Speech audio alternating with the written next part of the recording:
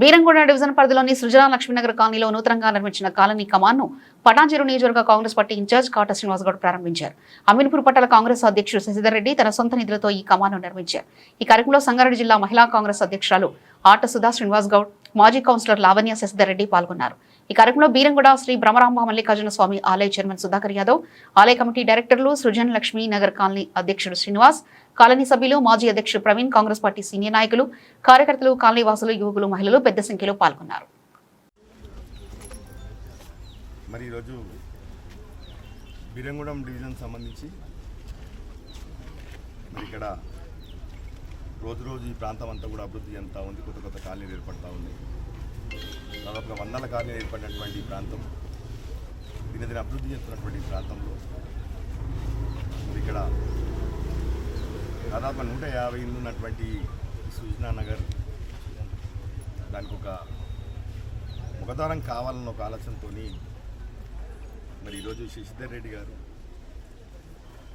మరి వారి సొంత నిధులతో ఈరోజు ఇక్కడ ఈ ఒక ముఖద్వారాన్ని ఏర్పాటు చేయడం జరుగుతూ ఉంది. కాబట్టి దానికి మనం పిలవడం మరి మేమందరం నాయకులందరూ కూడా వచ్చి దాన్ని ఓపెనింగ్ చేయడం జరిగింది.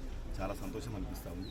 ఎందుకంటే ఎప్పుడైనా ఒక నాయకులు అనేవాళ్ళు సమాజం నుంచి మనకేమొస్తుందని ఆశించకుండా మనం సమాజానికి ఏం చేస్తామని ఒక ఆలోచనతో నడిచేటువంటి నాయకులు మనకు కావాల్సినటువంటి అవసరం ఉంది.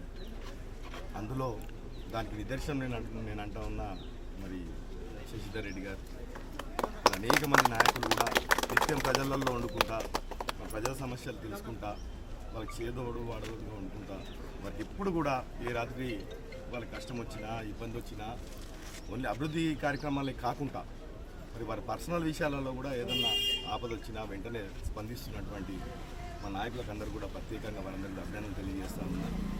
శశిధర్ రెడ్డి గారు బృందం అందరికీ కూడా ప్రత్యేకంగా అభినందనలు తెలియజేస్తూ ఉన్నారు. ఎందుకంటే ఇది ఒకటే కాదు, అనేక కాలనీలలో కూడా మరి లావణ్య శశిధర్ రెడ్డి గారిని ప్రజలందరూ కూడా మన కౌన్సిలర్ గెలిపించినందుకు కూడా మరి ఆ ప్రాంతం ఆ కాలనీల వరకు కూడా మరి అభివృద్ధిలో ముందుకు నడిపిస్తుంటూ అదేవిధంగా వాళ్ళ వ్యక్తిగత విషయాలలో కూడా మరి ఎప్పుడు కూడా అందుబాటులో ఉంటున్నటువంటి ఆ నాయకులు వాళ్ళు ఎదగాలని చెప్పి మనస్ఫూర్తిగా నేను ఆ భగవంతుని ఆశిస్తూ భవిష్యత్తులో గొప్ప స్థాయిలో ఉండాలని చెప్పి కూడా మనస్ఫూర్తిగా కోరుకుంటా ఉన్నాం.